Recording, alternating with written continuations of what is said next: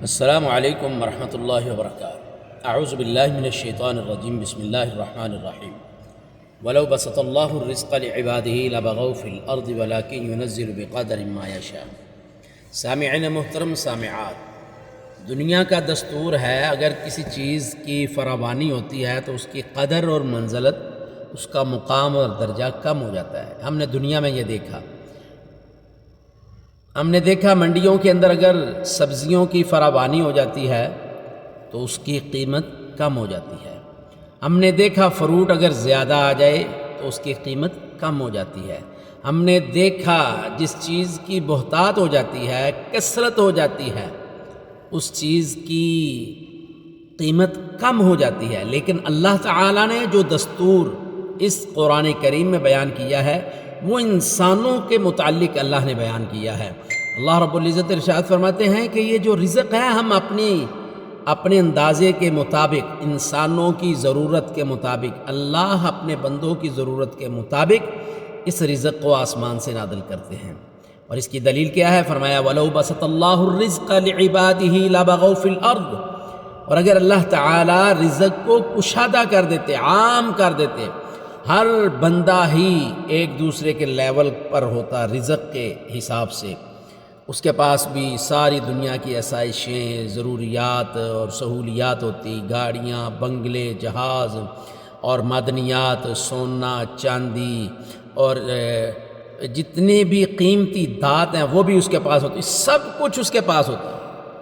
تو اللہ کہتے ہیں لَبَغَوْا فِي الْأَرْضِ، صرف زمین میں کسی چیز کی فراوانی سے اس کی قیمت کم نہیں ہوتی۔ اگر رزق زیادہ ہو جاتا تو انسان دینے والے رازق کے باغی ہو جاتا۔ لَبَغَوْا فِي الْأَرْضِ، جس نے رزق دیا اس کا رزق لے کر، اس کا رزق کھا کر دینے والے کے خلاف ہی یہ حضرت انسان جو رزق دیتا ہے اس کے خلاف ہی یہ بغاوت شروع کر دے۔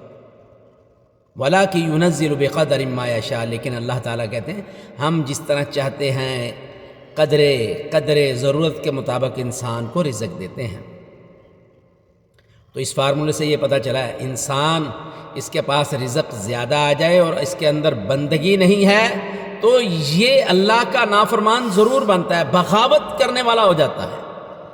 اور عموماً دیکھا ہے جن کے پاس بہت زیادہ مال ہوتا ہے، الا ماشاء اللہ، وہ کثرت مال کی وجہ سے ایسے تکبرانہ اور شاہانہ زندگی میں غرق ہوتے ہیں کہ ان کے لیے اذان نہیں ہے، قرآن نہیں ہے، رب کا فرمان نہیں ہے، رسول اللہ صلی اللہ علیہ وسلم کا فرمان نہیں ہے، سنت رسول ان کے لیے کوئی حیثیت نہیں رکھتی۔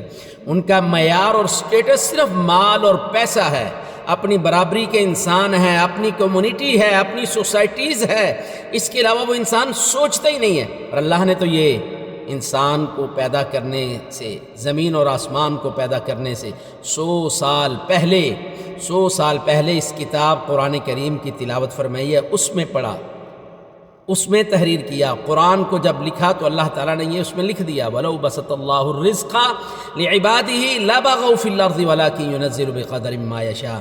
اس لیے جن کے پاس رزق کم ہے وہ بڑوں کو، زیادہ مالداروں کو دیکھ کر، کثرت مال کو دیکھ کر وہ خود کو کمزور نہ کریں، خود کو ملامت نہ کریں۔ یہ اللہ کی تقسیم ہے اور اللہ کی تقسیم پر راضی ہو جاؤ۔ آئیے اس کے مطابق اب دوسری حدیث، یہ قرآن کریم کی آیت کریمہ ہے، دوسری حدیث کو سمجھیے۔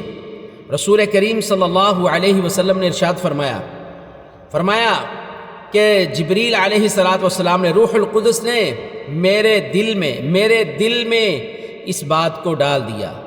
کیا ڈالا؟ ان نفسا لن تموت حتی تستکمل رزقہا، اس وقت تک کوئی نفس نہیں مرے گا، نہیں ختم ہوگا، اس کی اجل اور موت نہیں آئے گی، حتی تستکمل رزقہا، حتیٰ کہ وہ اپنے رزق کو مکمل کھا لے۔ وہ اپنا رزق پورا کرے گا، وہ اجلہ، اس کے بعد اسے موت آ جائے گی۔